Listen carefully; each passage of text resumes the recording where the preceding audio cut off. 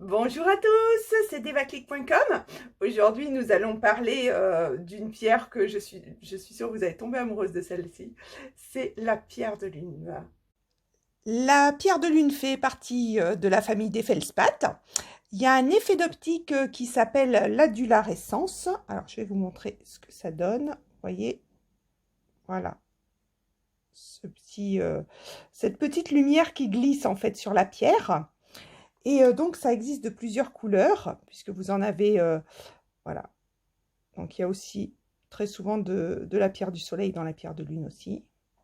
Mais voilà, cet effet glissant de lumière, ça s'appelle l'adularescence, hein. Donc, alors, pour être plus précise, c'est de l'orthose et de l'albite par couche alternée qui donne ça.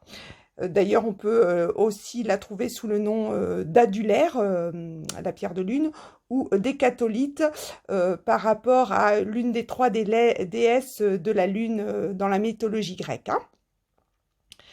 Donc, on peut même trouver voilà, déjà toutes ces couleurs. Il y en a des noirs, il y en a des, euh, des orangés, des couleurs saumon, des blanches. Voilà.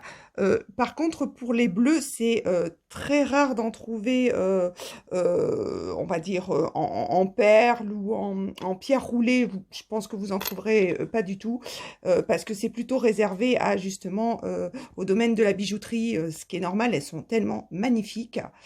Donc sachez que c'est une pierre qui est sacrée en Inde. C'est également la pierre de l'État de Floride. C'était pour commémorer les premiers pas sur la Lune. Mais on n'en trouve pas en Floride, hein, des pierres comme ça. Voilà. C'est par essence une pierre assez lunaire et féminine, donc, même si les hommes peuvent en mettre, il n'y a pas de souci. Alors, ça va avoir des vertus sur tout ce qui est donc fertilité déjà, mais aussi pour faire accepter son côté féminin. Alors, je pense aux adolescentes qui ont des transformations au niveau physique pour leur faire accepter de devenir une femme, hein. Et il y a aussi toutes les femmes qui ont été blessées un petit peu dans leur intimité, humiliées par le sexe dit fort, voilà, pour qu'elles retrouvent leur part de féminité qui a été écrasée. Donc il y a aussi pour ça. Il y a tout ce qui va concerner les règles, la ménopause, la fécondité, bien sûr. Dans beaucoup de civilisations, ça a été une pierre pour tomber enceinte, hein. Et je trouve que c'est une pierre qui est assez apaisante. Euh, voilà, c'est vraiment une pierre de bien-être, hein. Il y a aussi une ouverture aux autres. Ça nous détache un peu de tout ce qui est bien matériel. Ça nous emmène plus sur des pensées plus spirituelles un petit peu. Ça nous élève vraiment. D'ailleurs, c'est pas pour rien que c'est aussi une pierre de voyance. Donc, dans les civilisations anciennes, c'était normalement réservé aux femmes. C'était les femmes qui avaient l'intuition et la voyance. Et il y avait des hommes qui se déguisaient justement en femmes et qui mettaient une pierre de lune dans leur bouche pour avoir des visions. Donc, alors pour ma part, je trouve que ça favorise énormément les rêves prémonitoires. Donc, ça vous, voilà, ça vous indique un petit peu des choses. Après, il faut décrypter ses rêves, hein, ça c'est une autre histoire. Mais au niveau de celles qui ont un petit peu des dons de voyance ou simplement pour développer son intuition, hein, pour pas se tromper, pour avoir le pif comme on dit, hein, c'est vraiment une pierre excellente. Après, moi, je me sens vraiment très très bien avec cette pierre. Je me sens heureuse en fait.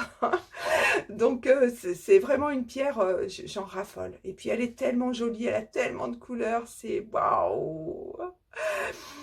Je vais vous montrer quand même une autre pierre avec laquelle on peut la confondre. Alors, très souvent, vous avez cette pierre qui s'appelle en fait opaline ou opalite. Les deux noms sont acceptés. Alors, en fait, c'est du verre. Alors, elle est très souvent vendue en pierre de lune, mais c'est ce qu'on appelle la fausse pierre de lune. Vous voyez, ça n'a rien à voir. Là, vous avez la lumière qui glisse en fait sur la pierre. Là, la lumière est inexistante. Mais c'est vrai que voilà, quelqu'un qui connaîtrait pas, il pourrait vraiment se faire prendre. Donc, soyez attentifs, faites attention. C'est vraiment une pâte de verre, hein. D'ailleurs, c'est très très utilisé dans la verrerie, hein. Bon, ça a été difficile de faire bref parce que c'est une pierre dont je pourrais parler des heures et des heures. Toujours est-il que je vous souhaite une excellente journée et je vous dis à demain. Ciao!